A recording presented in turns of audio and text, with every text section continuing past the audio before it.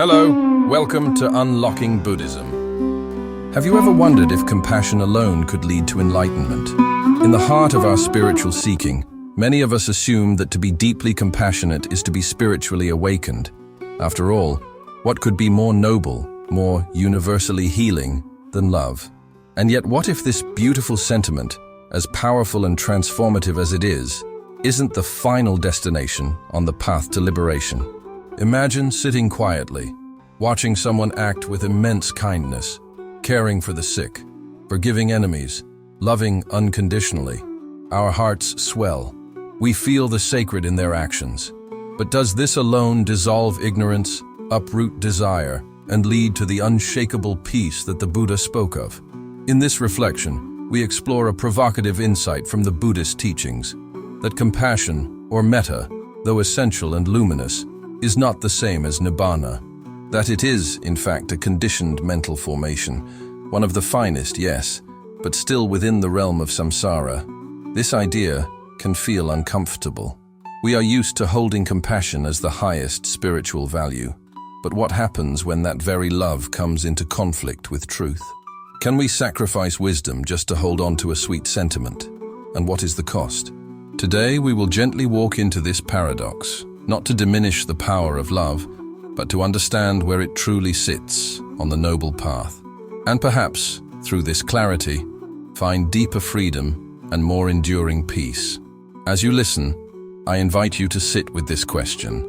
Is it wise to love blindly, or is it wiser to love with understanding? Leave a short comment below. Wisdom or compassion? What resonates more with your own journey?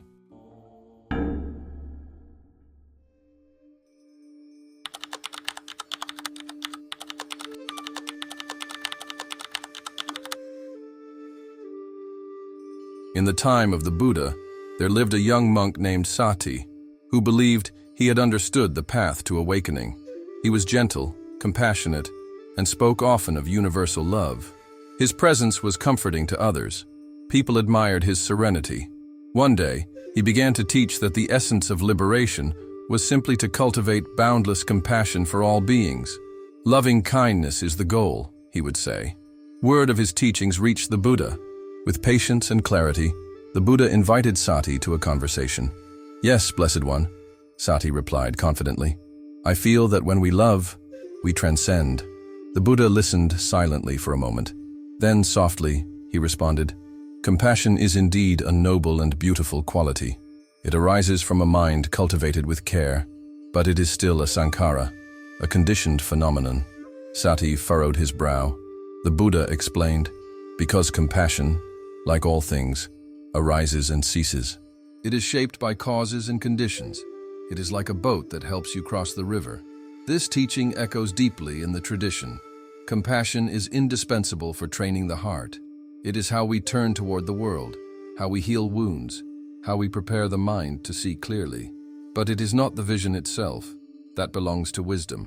There is a story of a mother in ancient India. She was known for her incredible devotion to her children, caring for them with unwavering love. One day, tragedy struck. Her youngest child passed away. In unbearable grief, she ran from place to place, begging for someone to bring her child back. She eventually found her way to the Buddha, who asked her to bring a mustard seed from any home that had not experienced death. She searched all day, knocking on every door. But in each home, death had visited. Realizing the universality of suffering, she returned to the Buddha not with a seed, but with new understanding. This is the turning point. Her compassion, though beautiful, had become clouded by attachment and delusion. Only through wisdom, seeing the nature of life and death, could her heart truly rest. Compassion can move us deeply, but it can also trap us if not guided by wisdom. In our modern world, we see this often.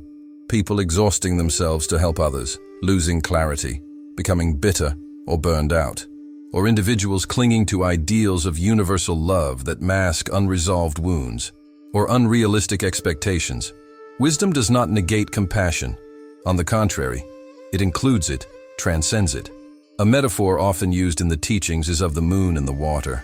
Compassion is like the reflection of the moon in a pond, gentle, moving, emotional. Wisdom is the moon itself, luminous, still, unchanging. When the water is still, it reflects the moon clearly. But if the water is turbulent, the reflection is distorted. So we must calm the water of the mind through meditation, ethical living, mindfulness, so that the wisdom of reality can shine through. This is the path the Buddha walked, not a path of mere sentiment, but of deep seeing. And this seeing does not require us to love everyone in the way we expect. Sometimes, the wise heart responds not with soft affection, but with equanimity, a stillness that neither clings nor pushes away. That too is compassion, but in a higher form. True spiritual maturity lies not in the intensity of our feelings, but in the clarity of our perception. In Buddhist understanding, all phenomena that arise depend on causes and conditions. They are impermanent, unsatisfactory, and not self. Compassion, though it is one of the highest forms of wholesome mental states, still arises due to causes. It is cultivated, practiced, and refined. But it does not exist independently, and therefore, it is not nibbana itself. The Buddha consistently emphasized this in his discourses. In the Dhammapada, he praised wisdom as the highest of the conditioned mental states. Compassion, karuna, loving kindness, metta, sympathetic joy, mudita, and equanimity, upekkha, are collectively known as the Brahma Viharas, the divine abodes. They are sublime states of mind, but they are not the unconditioned. They are tools, not the final goal. This teaching is not meant to devalue compassion. On the contrary, the path to awakening requires it. A heart that is cold and self-centered cannot recognize the truth of suffering. Compassion softens the mind, opens it, and prepares it for insight. It is the soil in which the seed of wisdom grows. But when we elevate compassion to be the final goal, we risk misunderstanding the nature of awakening. Nibbana is beyond all fabrications.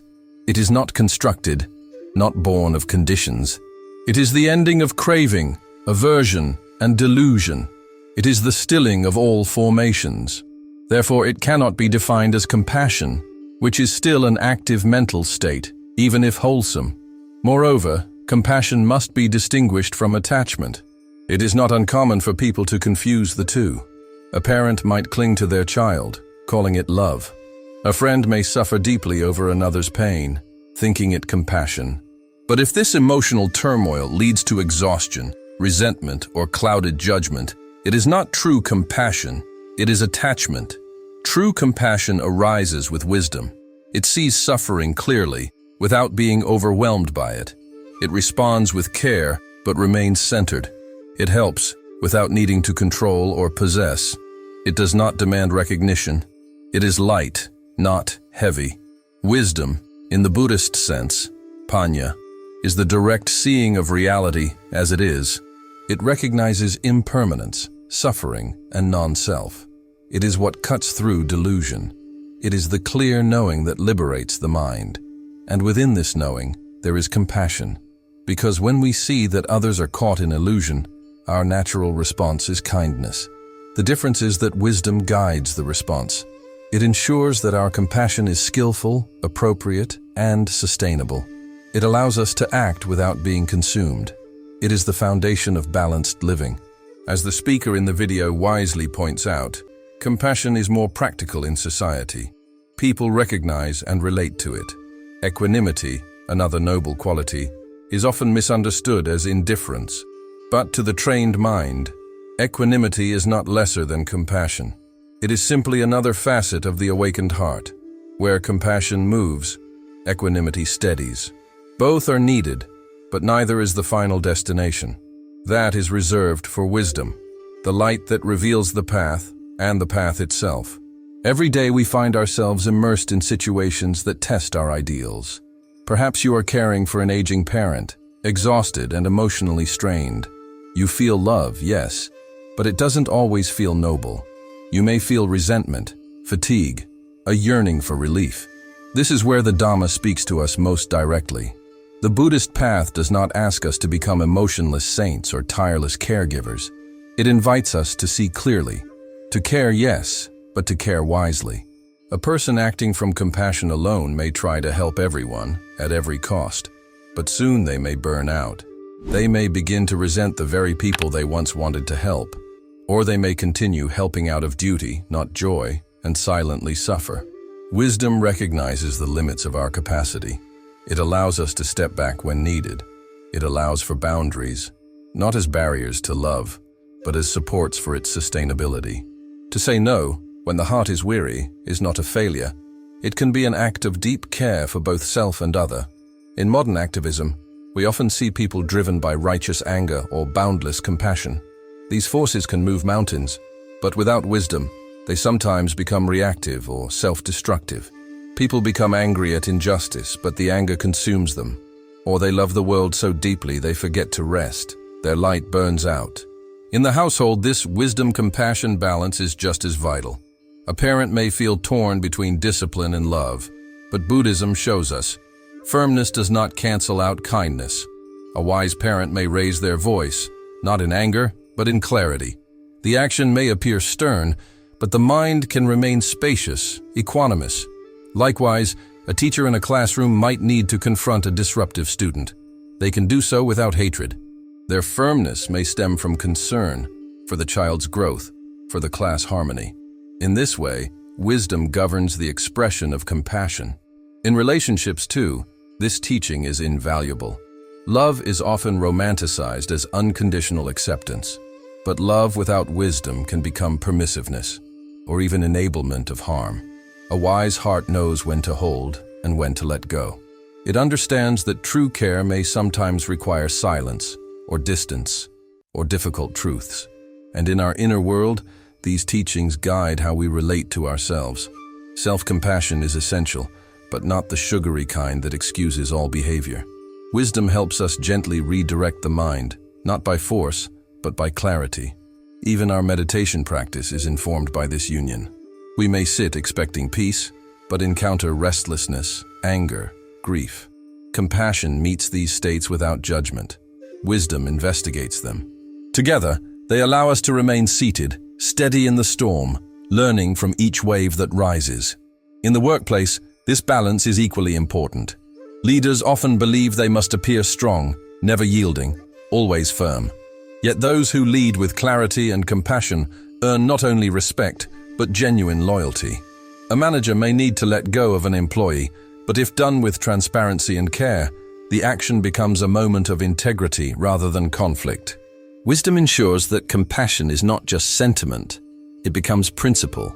The same applies to the way we consume information, navigate the digital world, and even engage in social media.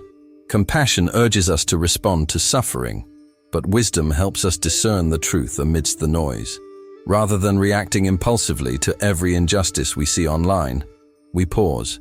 Sometimes it is silence, sometimes it is speaking out, but always it must be rooted in understanding.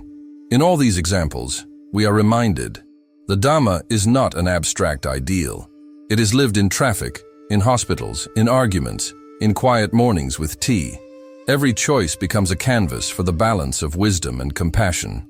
And when we cannot feel compassion, that too is not a failure. It is a moment to turn to equanimity. I may not feel love for this person, we can say, but I do not need to hate them.